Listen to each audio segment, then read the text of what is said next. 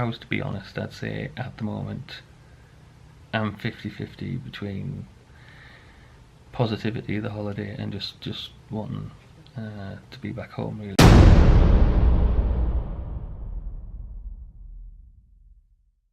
So good morning and welcome to day one proper. So today I actually get on the flight, which is pretty exciting.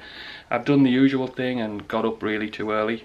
I need to be in the airport and stuff about 2 hours before gate closure, so that's 8 o'clock. I could probably have got up at 7 and timed it perfectly and all that sort of stuff, but I've ended up waking up at 5.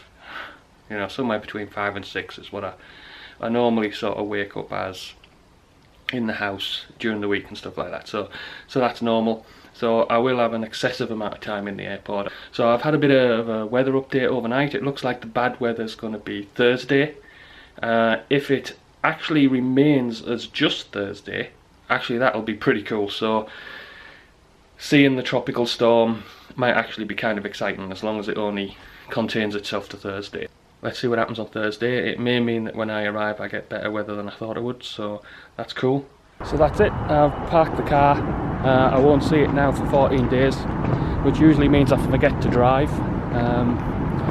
But hopefully it'll be okay. I got into the car park fine, worked perfectly.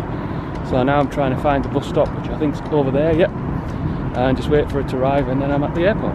Brilliant. So one of the main problems of travelling alone is you don't have anyone to second check whether you've locked the car. I must have been back about 3 times. So anyway, I've reassured myself the car's locked now. There's nothing on display or anything like that, so it's going to be fine. But yeah, it's just the little things like last minute room checks, whether you've locked the car, you know, that just two brains are better at sanity checking each other's sort of work. So yeah, that's a bit weird. All those little checks, much easier with 2 people.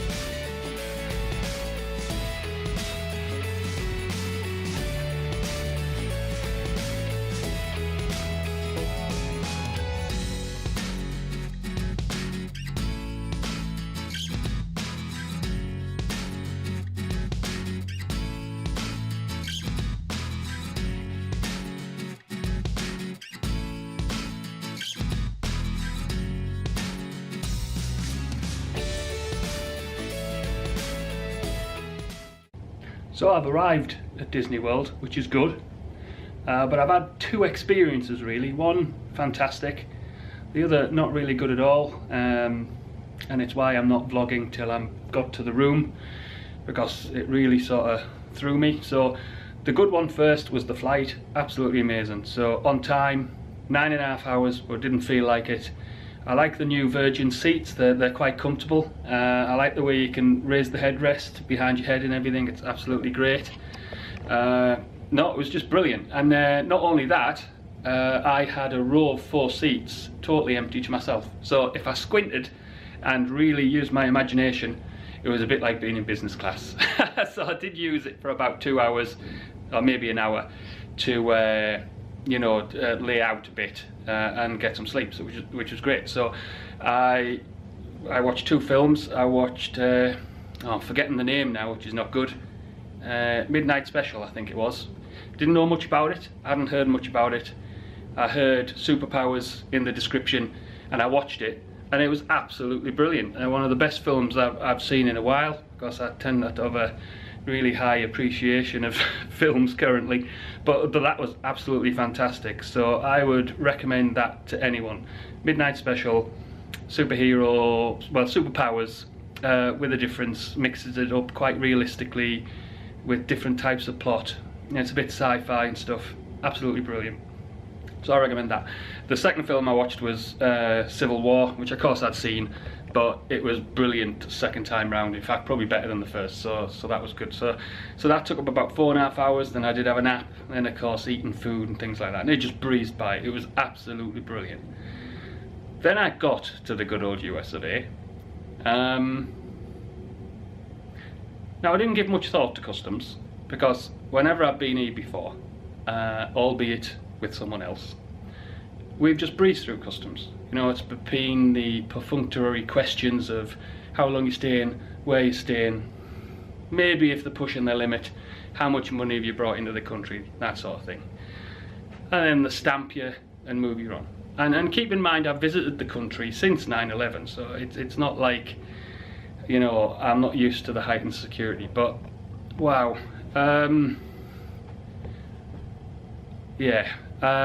The guy at the initial desk just didn't, well, he was okay actually. I quite liked him. He was pleasant.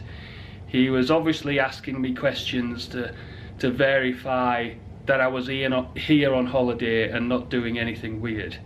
You know, and I get that. I'm the first one to admit that the whole solo Florida thing is a bit weird to people, as I've went through before. And I did go through a lot of thinking about it and psychological prep work and structuring my days so that I could have a Florida stroke Disney stroke Universal sort of theme park affair that worked for a solo person. And I'd got quite comfortable with that, but it did take me a while to get there. And okay, the first guy asked all those questions, and I got that. I pulled out all my bookings for the kayaking, for the trip to Kennedy Space Center, my ticket to Universal. You know, but when he started asking more questions, I thought, well, this is exactly what someone would do who was trying to con them, right? They'd book things and create, you know, I know how spy dramas work. You know, you create a legend and you make it look official, right? So that's exactly what I'd have done if I was lying. So you start feeling a bit nervous, and then he says, look, I've passed you, but I'm going to put you onto a second tier, a second check. And he was nice and made it sound, you know, like it was run of the mill. And wow, this second check involved at least one other person who asked questions. I don't know whether they were speaking about me as well to a third person. And he kept me there for about 10-15 minutes asking me all sorts of questions, sort of like alluding to how strange it was that I was here on my own, not meeting any friends, no one coming later. And I think it was a combination thing. I think it was a combination of not being believed, which then started making me feel nervous. I mean, we got to the point where I was having to rifle through emails and find them. You know, my email box gets pretty full. I mean, it's full of shit, but it gets pretty full. So trying to find them on demand with someone breathing down your neck was really nerve-wracking. And then they started playing on the fact I was nervous. And then I was even shown them through Facebook posts of my mum and the dog minder arranging how they're gonna house watch and how the dogs and how Daisy Dog's doing, to show that I had a real life somewhere else that I was wanting to return to. And I was almost shaking. I think you could see my thumb sort of nervously over the phone screen as I tried to navigate the elements of my relatively new phone. everything comes at once, right? Relatively new phone, to turn data on and things like that, which I'd spent making sure I'd turned off because I was abroad, so I could check all those things. And they eventually let me through, but I think it was a combination of not being believed, feeling they didn't believe me, and then of course the very reasons they didn't believe me were all the psychological things I'd had to get over in order to come. So I arrived in the country feeling quite good about the whole thing. You know, it got off to a good start. As I'd said during my day zero blog, I think it's a good thing and I was looking forward to it, and it'd been built up to over a while. To actually coming out of customs and getting on the bus to the hotel, feeling, I don't know, feeling about an inch tall, and it had played into all the negatives in my head about doing the whole thing, and you know how it was a bit silly and whatever else. So anyway, I'm over it now. But it took me from customs to getting in the hotel, then maybe another half an hour, about 2 hours to get over it, and yeah, I don't want to go through that again. It just wasn't nice. Okay, depending on how this is edited together, you may well have figured it out by now. But I'm staying in the All-Star spots. I went for the All-Star spots because it was the best deal. Particularly interested in the Pop Century because I quite like the theming of that.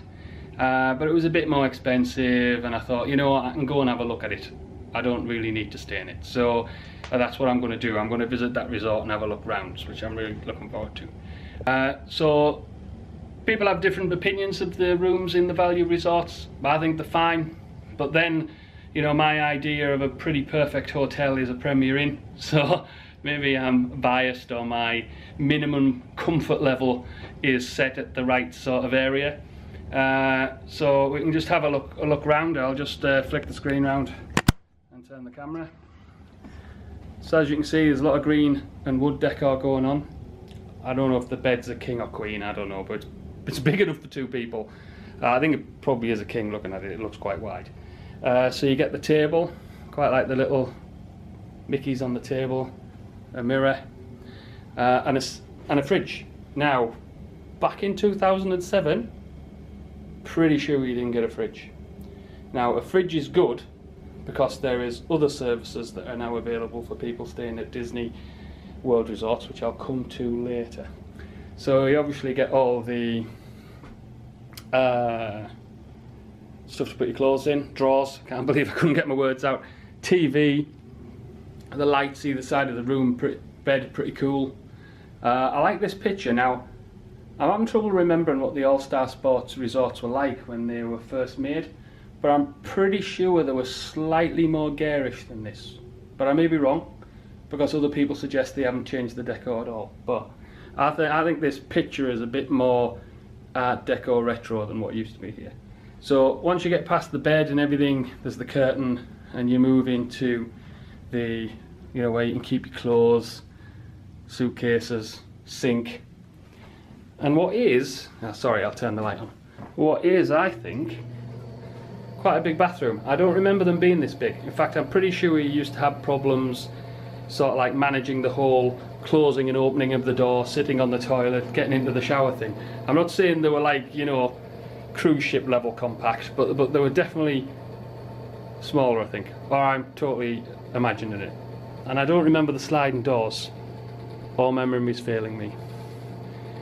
But that is quite spacious. Or I'm totally mucking up my hotels. But anyway, the room is perfect for me. I think it's perfect for 2 adults. People say they're small, which it is, purely on the maths, compared to the moderate resorts and stuff. But if all you've got in here is 2 adults, I think it's fine. Okay, the weather update. I think the main problem days are going to be today and tomorrow.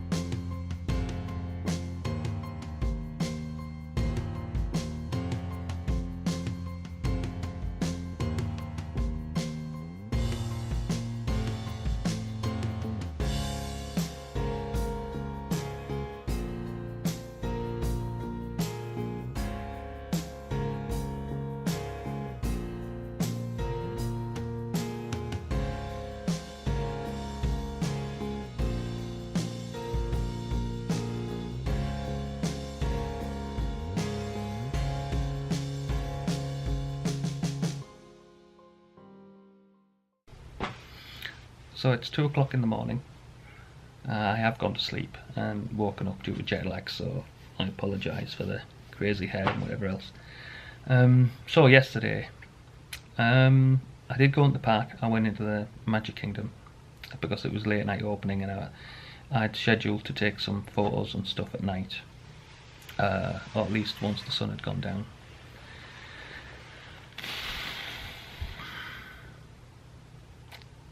The rain's going to be a problem. I thought it would be before I arrived, and I did discuss it with a few people. So much of the success, I guess, of the trip and my psychology around it is based around it being sunny. Now, you know, I expect it to rain, you know, those sort of heavy flash storms you get, which are gone in like half an hour and then it warms up again. I get that. But the continuous rain's a problem. Because there was a core of my day that I was planning on just spending, you know, by the pool, reading, the odd day here and there, though I think just 2, in Typhoon Lagoon.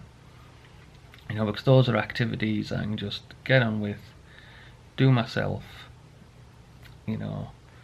It's a break from the whole theme park on your own thing, and it introduces elements of the, you know, sun relaxation holiday into the Disney holiday, and that setup is pretty critical. I think if I'm forced to try and find entertainment in the parks, you know, for most of the day in the rain, it's going to be a problem. I mean, it's a problem for most people, but it's certainly going to be a problem for me. The other issue is you literally can't do anything in the rain, but that rain literally stops everything, because of course it's so heavy. It's like putting your camera underwater, so you can't really use the camera well while you're in the park, because it literally gets drenched, which isn't good for it. So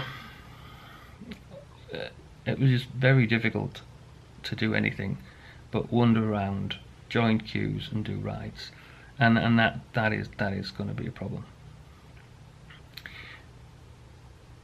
I would say, if I was honest, at the minute I'm on and okay, I realise it's just the first day and things may acclimatise out, so I'm looking at it quite practically, but if I was to be honest, I'd say at the moment I'm 50-50 between positivity of the holiday and just wanting to be back home, really. So, and that may swing either way. Yeah, it is difficult, and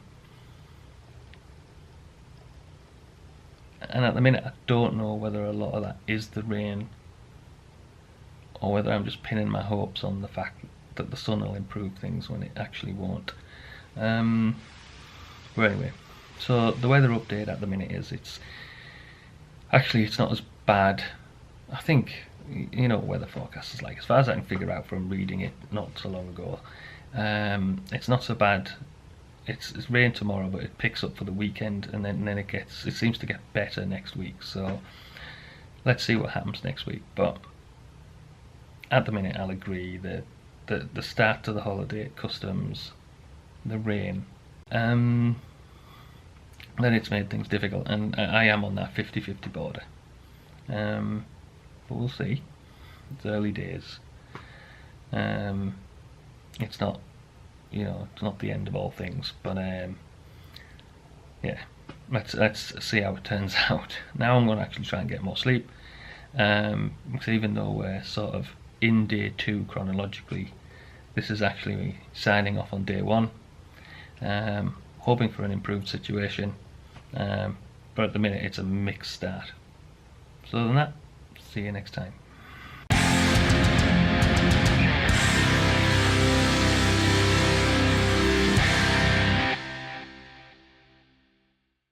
Oh my god, what have they done to Test Track? It's absolutely amazing.